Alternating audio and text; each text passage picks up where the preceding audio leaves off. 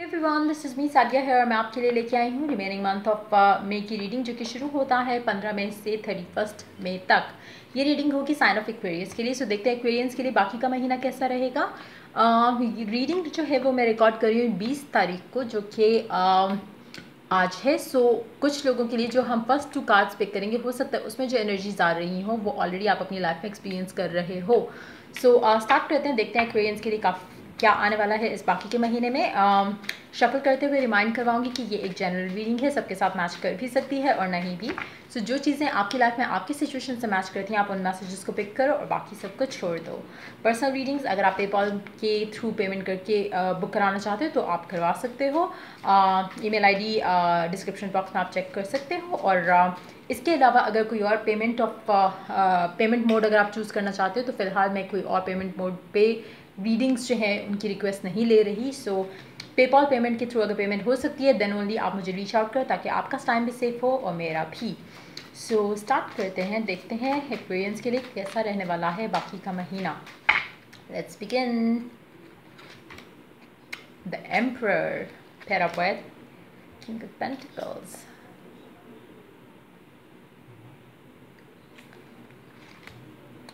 Lovers, S of wands. दो card और लेंगे, मैजिशियन और द हर्मिट।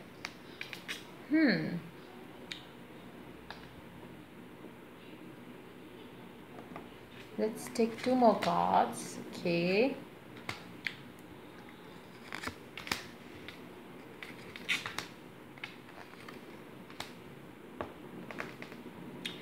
आप डेफिनेटली अभी जब ये रीडिंग आप देख रहे हो तो कहीं ना कहीं आप अपनी लाइफ में ऐसे सिचुएशन में हो जहाँ पे आपको अपनी फैमिली के बारे में डिसीजंस लेने हैं। चाहे आपने फैमिली स्टार्ट करनी हो उसके बारे में हो, चाहे वो आपकी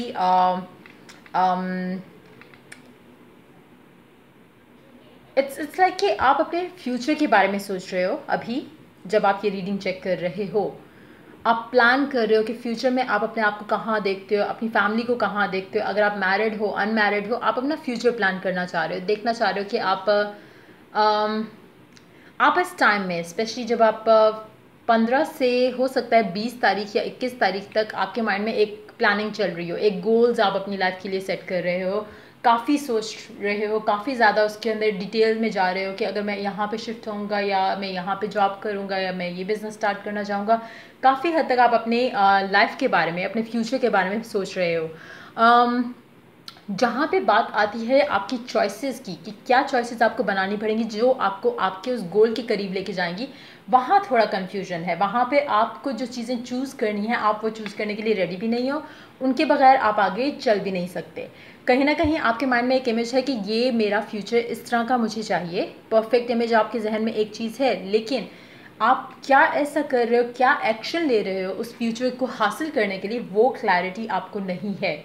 और मुझे दिख भी नहीं रहा कि अभी इस टाइम के अंदर आपको चीज़ें क्लियर होंगी उस बारे में।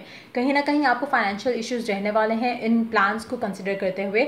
आपके माइंड में एक प्रॉपर प्लान नहीं है, स्पेशली जब आप अपना कोई फ्यूचर प्लान करते हो, कुछ भी, चाहे आप एक ट्रिप भी प्लान कर रहे हो, कहीं पे भी पैसों के मामलात में आपके कहीं ना कहीं एक लैक ऑफ अंडरस्टैंडिंग है। आप शायद उसको सही तरह से व्यू नहीं कर पा रहे हो, पैसों को या पैसों से रिलेटेड कोई डिसीजंस को।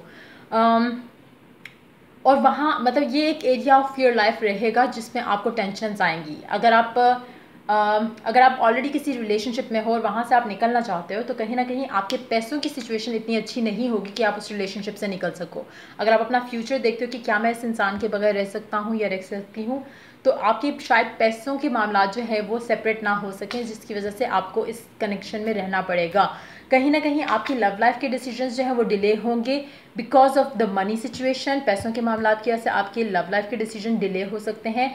आप अगर किसी रिलेशनशिप में जाना चाहते हो या निकलना चाहते हो, आपको अपने पैसों की सिचुएशन के बारे में बहुत क्लियर एक क्लैरिटी होनी चाहिए, जो कि नहीं है।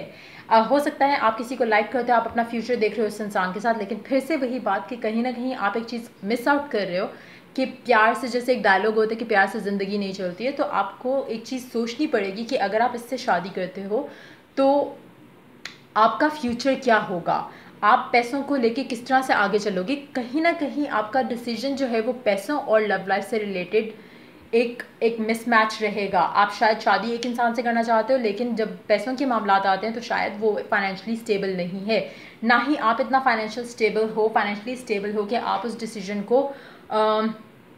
डिसीजन को कि आपने इसके साथ गुजारा करना है, टाइम आपने इसके साथ ही रहना है, वो आपके लिए डिसीजन बनाना बहुत मुश्किल होगा। सो कहीं ना कहीं आपको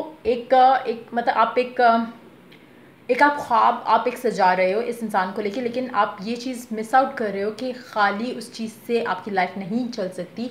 कहीं ना कहीं आप डिसअपॉइंट होगे फ्यूचर में, कहीं ना कहीं आपको सेटबैक्स बहुत ज़्यादा मिलना शुरू होंगे कि आप रिग्रेट करोगे इस डिसीजन को कि आपने इस इंसान के साथ रहना चूज़ किया, क्योंकि कहीं ना कहीं वो टॉक्सिसिटी आ जाएगी। क्योंकि आप अभी जो डिसीजन आप अपनी लव लाइफ का लोगे, स्पेशली अगर आपसे प्यार के उससे पर्सपेक्टिव से सोच के कि नहीं मैं तो इससे बहुत प्यार करता हूँ, ये करती हूँ, अगर ऐसा करके कोई आप डिसीजन लेते हो तो कहीं ना कहीं आपकी लाइफ में जो वो एक ब्लॉक आएगा ना पैसों के मामलात को लेके, वो बहुत ज़्यादा आपके रिलेशनशिप को ख़राब करेगा।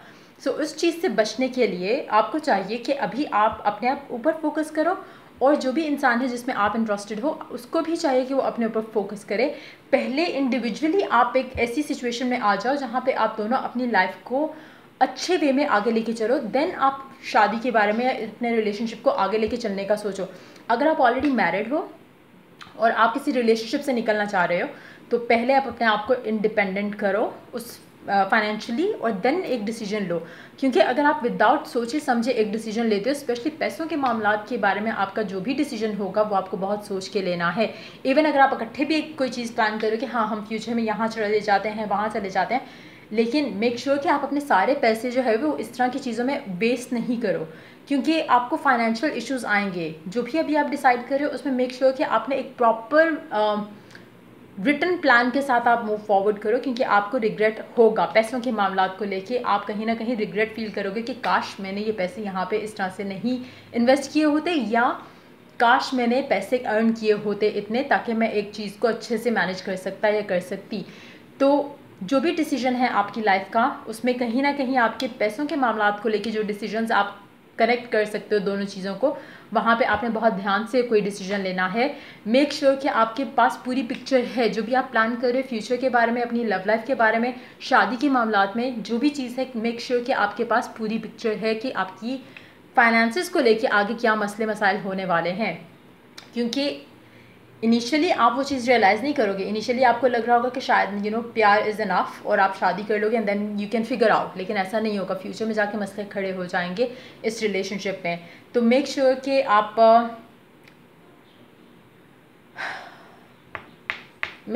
अपनी लव लाइफ का डिसीजन जो है, स्पेशली जिसमें पैसे इन्वॉल्व हों, उन डिसीजंस को अभी या तो होल्ड पे रखो या पूरी क्लैरिटीज़ के साथ आगे चलो। क्योंकि कुछ है जो मिसिंग है। कुछ लोगों के लिए एक वार्निंग मैं दूंगी कि हो सकता है अगर आपका कोई प्रपोजल आया जिसको आप नहीं जानते, कहीं ना कहीं धोखा या फ्रेब होगा उसमें। हो सकता है वो प्रिटेंड कर रहे हो कि बहुत रिच हैं, फाइनेंशियली बहुत सिक्योर हैं, लेकिन ऐसा नहीं होगा। इनिशियली आपको लगेगा कि मतलब बहुत ही अच्छा प्रपोजल आ गया है, लेकिन बीच में कुछ ऐसा होगा जो कि रियलिटी से बिल्कुल दूर होगा। सो मेक श्योर कि आप किसी ऐसे रिलेशनशिप में या किसी ऐसे इंसान के साथ नहीं हो जो चीज़ें छुपा रहा है या छुपा रही है। सो मेक श्योर कि ऐसी सिचुएशन नहीं हो, क्योंकि आप बुरा फील करोगे कि आप फंस गए हो किसी ऐसे कनेक्शन में जो कि आपको बाद में पछतावा होगा। सो देखते हैं बाकी ओरेकल क्या कहता है आपके लिए इस महीने में क्या आने वाला है, बाकी के महीने में। Wearing this situation involves marriage. So love life है या कोई भी ऐसा प्लान अगर आप कुछ सोच रहे हो तो मेक श्योर कि आप उस प्लान को अच्छे से जानकर फिर ही एक चीज़ एक्सेप्ट करो। एक अगर प्रपोजल है स्पेशली, और अगर एक अननोन बंदा है, जैसे मतलब जो रिश्ते कराने वालों के थ्रू अगर कोई प्रपोजल आ रहा है, तो मेक श्योर कि आपको पूरी रियलिटी पता है, पूरी पिक्चर पता है, सिर्फ तब आप इस प्रपोजल के लिए हाँ करो। क्योंकि कुछ चीज़ें डिसेप्टिव हैं, कुछ चीज़ें ऐसी हैं जो क्लैरिटी के बगैर हैं, और आपको लग रहा होगा कि शायद ये बहुत अच्छा है, लेकिन ऐसा नहीं है। ये बहुत अच्छा नहीं है प्रपोजल, और इसमें कहीं ना कहीं कुछ ऐसा है जो कि आपको भी दिख नहीं रहा। मतलब इट्स लाइक कुछ टॉक्सिसिटी है जो फ्यूचर में आएगी, चाहे वो आपका खुद भी डिसाइड किया हुआ एक इंसान है, कहीं ना कहीं आप कोई इन्फॉर्मेशन मिस आउट कर रहे हो, कहीं ना कहीं आप एक चीज़ भूल रहे हो, या तो पैसों के मामलात में लेके आपको इश्यूज़ आएंगे, या फिर इस इंसान को लेके इट्सेल्फ आपके लाइफ में इश्यूज़ आएंगे। सो मेक श्योर कि आप कोई गलत डिसीजन ना लो और एक क्लियर इमेज के साथ अपना डिसीजन मेक करो। सो ये थी आपकी रीडिंग बाकी महीने के लिए। अगर आपको पसंद आई हो, अगर आपकी लाइफ की सिचुएशन से मैच की हो तो लाइक शेयर और सब्सक्राइब जरूर करें। अगर आपको पर्सनल रीडिंग चाहिए तो आप